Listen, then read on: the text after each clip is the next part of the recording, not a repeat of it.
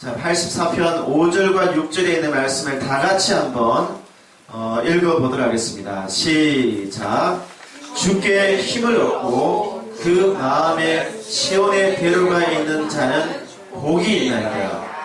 그들이 눈물 골짜기로 지나갈 때에 그곳에 많은 샘이 있을 것이며 이른 비가 복을 채워 주나이다.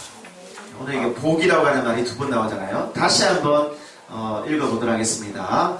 주께 힘을 얻고 그 마음에 시온의 대로가 있는 자는 복이 있나이다. 그들이 눈물 골짜기로 지나갈 때에 그곳에 많은 샘이 있을 것이며 이른 비가 복을 채워 주나이다. 아멘. 지난 시간에 예배를 마치면서 저희가 이런 표현을 사용했습니다. 교회를 가까이 하는 것이 복입니다 라고 하는 표현을 사용했죠. 그러면 이제 다시 한번 우리 말씀 전하기 전에 이 말씀 다 같이 한번 해보겠습니다. 교회를 가까이 하는 것이 복입니다. 복입니다. 지난 시간에 교회가 얼마나 사랑스러웠던지, 마치 망가지 않으면 병이 될 것만 같은 사랑하는 여인처럼 교회를 사랑해서 병이 들었잖아요. 상사병이 들었잖아요. 이 상사병이 든 이 사람이 사랑하는 교회를 향하여서 고백을 합니다. 그것이 84편 10절에 나와 있는 말씀이잖아요. 주의 궁전에서의 단 하루가 다른 곳에서의 10날도 아니고 10날도 아니고 100날도 아닌 1000날보다 좋사오 나은즉 악인의 장막에 사는 것보다 내 하나님의 성전 문지기로 있는 것이 더 좋습니다. 이것이 교회를 사랑했던 그 사랑의 고백이었어요. 여기에서 첫날 이 첫날이라고 하는 이 말의 의미를 우리가 좀 생각을 해보면, 이 첫날이라고 하는 것은 우리가 무엇인가를 준비할 수 있는 시간이 첫날입니다. 중학교 3학년 그리고 고등학교 3학년. 중학교 3학년은 이 3년이 한 첫날 정도가 되거든요. 중학교에서 열심히 준비해서 고등학교로 올라갈 수 있고, 고등학교에서 뭔가 열심히 준비를 해서 대학교로 갈 수가 있거든요. 3년이라고 하는 시간은요, 준비를 할 수 있는 시간인 것입니다. 그리고 이 3년이라고 하는 것은요, 기회의 시간이에요. 기회. 이 3년의 시간을 내 인생을 위해서 투자를 한다면 새로운 인생을 살아갈 수 있는 시간이 이 3년, 첫날이라고 하는 시간인 것입니다. 우리가 이 3년 동안 무엇인가를 준비를 하고 무엇인가를 새롭게 할 생각이 있다면 이 3년이면 준비하기에도 충분하고 충분한 기회가 주어진다는 것이거든요. 근데 이처럼 의미 있고 중요한 첫날, 이 3년이라고 하는 이 시간보다 이 교회를 사랑했던 이 사람은요, 그 3년보다 주님의 교회에서의 그 하루가 나에게는 더 소중하고 더 가치가 있다고 말씀을 하고 있는 것입니다. 그렇다면 이 교회에서의 하루는 과연 어떤 날일까요? 이 성경에 보면 악인의 장막에 사는 것보다 하나님의 성전 문지기로 있는 것이 좋습니다 라고 말씀하고 있습니다. 악인의 장막, 거기에서는 배불리 먹을 수 있고 뭔가를 누릴 수 있는 충분한 여유가 있는 삶을 살아갈 수가 있습니다. 그렇지만 하나님의 성전 문지기로 있는 것이 더 낫다라고 말씀하고 있습니다. 이때 이 성전 문지기라고 하는 말은 그 문 앞에 서 있다라고 하는 의미입니다. 구약에서의 제사는 하나님께 양이나 소나 이런 것들을 가지고 와서 제물로 드리는 예배였습니다. 그래서 어떤 사람이 하나님께 드릴 이 제물을 가지고 와서 예배를 드리는 동안 그 뒤에 사람은 그 문 앞에 서서 기다려야만 했던 것이죠. 다시 말하면 성전 문지기로 있다라고 하는 이 말은 예배를 드릴 때까지 내가 예배의 순번이 다가올 때까지 기다린다라고 하는 의미가 되는 것이죠. 하나님 앞에 예배 드리는 그 하루가 굉장히 소중하고 굉장히 가치가 있다는 사실을 고백을 하고 있는 것입니다. 사랑하는 성도님, 혹시 우리 성도님들은 어떤 선택을 하시겠습니까? 두 개 중에 하나를 선택하라고 한다. 인생을 새롭게 준비할 이 3년의 시간, 내 인생을 위해서 투자할 이 3년의 시간과 하나님의 성전에서의 단 하루, 예배드리는 단 하루를 선택하라고 한다면 우리 성도님들은 어디를 선택하시겠습니까? 저는 이 시를 적었던 이 고라 자손들의 마음, 이런 마음을 우리 다행교회 성도님들이 좀 가졌으면 좋겠다. 그래서 이 예배 드리는 것에 대해서 굉장히 중요하게 생각하고 어떤 것과도 바꿀 수 없는 그런 시간으로 여겼으면 좋겠다 라고 하는 바람을 가지고 있습니다. 제가 많은 분들에게 시간이 있으면 갈게요 라고 하는 이런 표현보다는 시간을 만들어서라도 하나님께 예배 드리고 싶어요 라고 하는 표현으로 바뀌어졌으면 좋겠다 라고 말을 합니다. 그렇습니다. 예배는 우리가 시간을 만들어서라도 주님 앞에 나와서 드려야만 되는 것입니다. 할렐루야. 그래서 제가 어떤 분들에게 이런 말을 하면 목사님 어떻게 시간을 만들어요? 없는 시간을. 맞는 말입니다. 그렇지만 우리 그리스도인들은요, 시간 관리에 대해서 철저하게 관리를 해야만 됩니다. 예를 들면 1시간에 집중적으로 할 수 있는데도 불구하고 3시간, 4시간씩 일을 한다면 그것은 낭비인 것입니다. 그런 시간들을 절약을 해서 주님 앞에 드릴 수 있는 시간들을 만들어야 되는 것이 우리들의 역할인 줄로 믿습니다. 아멘. 오늘 못하면 내일 일요일에 하지 뭐라고 하는 생각부터 바꿔야 합니다. 오늘까지 끝낸다. 무슨 일이 있어도 끝낸다. 그리고 내일은 하나님의 존전 앞으로 다가가서 내가 예배드리겠다 라고 하는 마음을 가져야만 되는 것이죠. 시편 84편은 이 고라 자손이라고 하는 사람들이 지었습니다. 이 84편은 그들의 신앙의 고백이고 그들이 지금까지 살아왔던 삶의 모습이었습니다.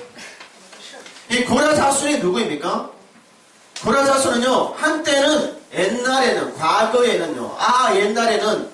굉장히 잘 나갔던 그런 유명한 가문의 사람들이었어요. 레위 자손들이었어요.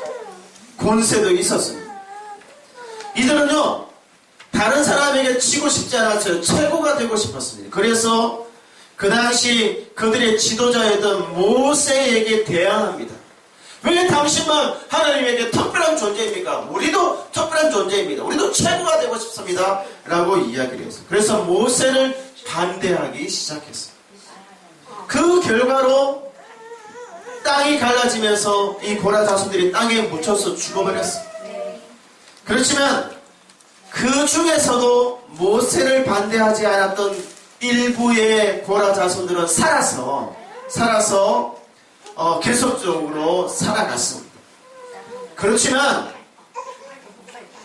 그렇지만 옛날처럼 하나님을 가까이에서 섬기는 그런 지위와 자격과 이런 것들 다 박탈당하고 하나님을 가까이에서 섬길 수 없게 되었습니다. 이 고라 자손들에게는요, 늘 꼬리뼈처럼 따라다니고 있는 말들이 있었어요. 그것은 반역자의 후손들, 반역자의 자녀들이라고 하는 말이었습니다. 우리도 그 범죄를 이렇게 범죄를 저지르면 빨간 줄이 꺼인다고 말을 하잖아요. 고라 자손들에게도 빨간 줄이 꺼였어요. 마치 주홍 글씨처럼 어디를 가든지 무엇을 하든지 반역자들의 자손들이라고 하는 꼬리표가 붙여 다녔어요. 그렇기 때문에 이 사람들은요, 나는 하나님과 가까이 하고 싶은데, 나는 하나님을 섬기고 싶은데 라고 하는 마음만 간절했지 하나님께로 가까이 다가갈 수가 없는 삶을 살아갈 수밖에 없었던 것입니다. 마음은 있지만 그 상황이 하나님께로 가까이 다가가는 것을 허락하지 않았다는 것입니다. 보통 이런 상황이 되면 그가 가지고 있었던 신앙은 어떻게 될까요? 첫 번째, 더 간절해져서 더 하나님을 찾게 된다. 첫 번째. 두 번째, 처음에는 간절하다가 나중에는 시들시들 있는 둥 없는 둥 시들시들해진다. 세 번째, 전혀 신앙인과 관계없는 사람이 되어버린다. 자, 첫 번째, 신앙이 더 강해진다. 두 번째, 시들시들해진다. 세 번째, 전혀 신앙인과 관계없는 사람이 된다. 어떤 사람이 될까요? 대부분의 많은 사람들은요, 신앙이 더 뜨거워지는 것이 아니라 시들시들해지다가 전혀 관계없는 사람으로 변해버립니다. 보통 한 1주, 2주, 한 3주, 4주 정도 이렇게 잘 예배 생활을 잘 하지 못하면 시들시들해지는 경향이 많이 있거든요. 그렇지만 이 고라 자손은요, 모세 때를 지나서 여러 세대를 거치면서도 그 마음에 하나님을 사랑하는 마음, 그 하나님의 성전에서 예배를 드리고 싶어하는 그 마음이 꺼지지가 않았어요. 시들지가 않았습니다. 변함이 없이 오히려 더 강력하게 불타기 시작을 했던 것입니다. 그 마음이 얼마나 간절했던지요. 참, 정말, 하루도, 그 머릿속에서만 떠난 적이 아마 없었을 거예요. 언젠가는 내가 다시 돌아가고 갈 거야. 라고 하는 그 마음. 반역자들의 후손이었어요. 빨간 줄이 꺼여져 있는 후손들이었어요. 그리고 오랫동안 성전에서 봉사를 하지 못했어요. 근데 이런 사람들이 다윗이 왕이 되고 난 다음에 그 사람들을 다시금 불러 모았습니다. 고라 자손들이여, 다시 와라. 너희들이 이 성전에서 봉사해라라고 이렇게 기회를, 다시 성전을 봉사할 수 있는 기회를 이 사람들에게 주었습니다. 왜 그랬을까요? 왜 다시금 성전에서 봉사할 수 있는 기회를 왜 주었을까요? 그들의 신앙이 없었다면, 믿음이 없었다면, 간절한 마음이 없었다면 불가능했을 것입니다. 그들의 마음에 하나님을 사랑하는 마음, 교회를 사랑하는 마음이 시들지 않았기 때문에 이 고라 자손에게 다시 기회가 주어지게 된 것입니다.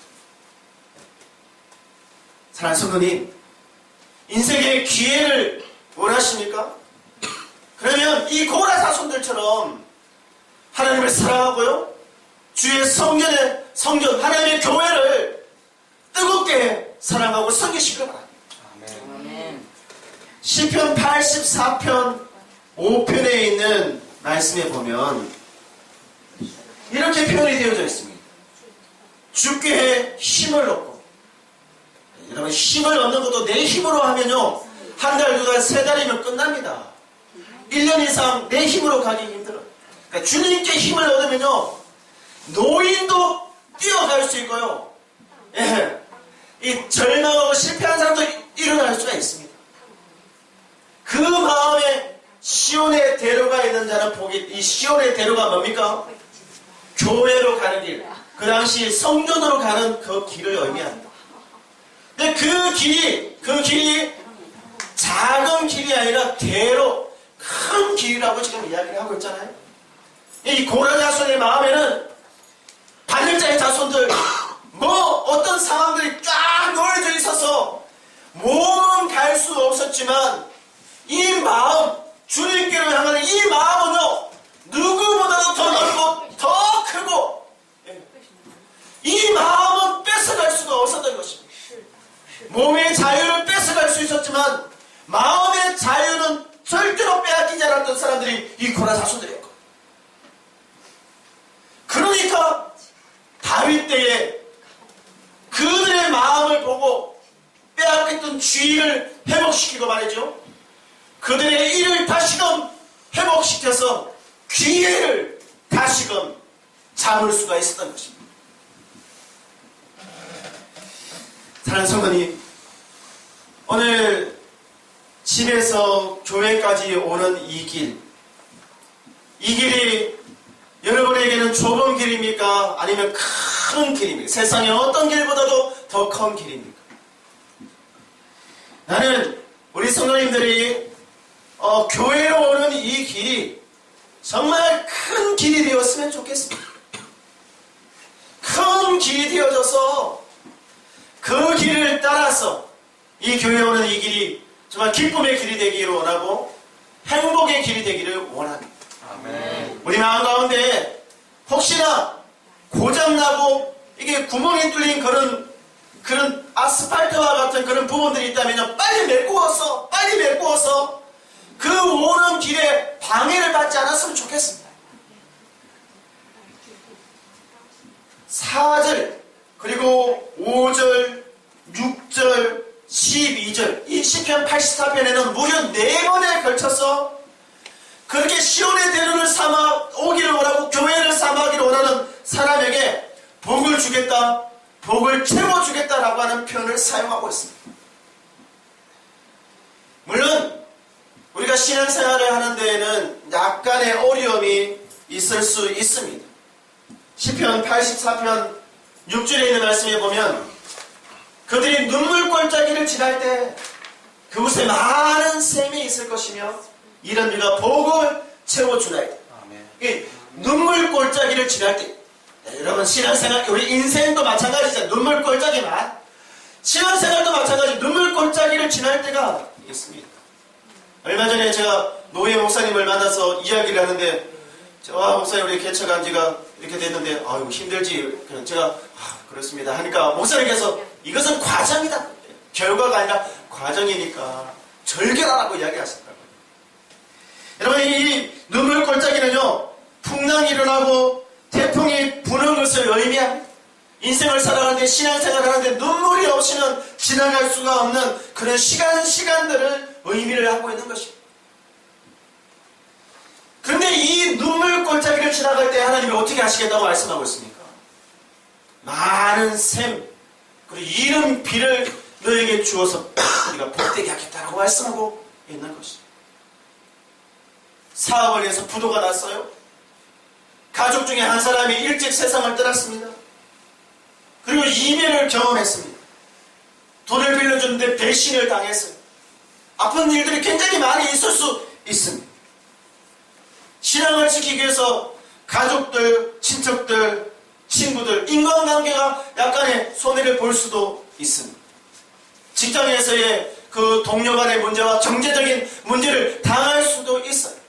남들은 말을 듣지 욕을 듣지 않아도 되는 일을 우리는 우리 신앙을 지키는 문제 때문에 욕을 듣기도 하고 말을 듣기도 한다는 것이.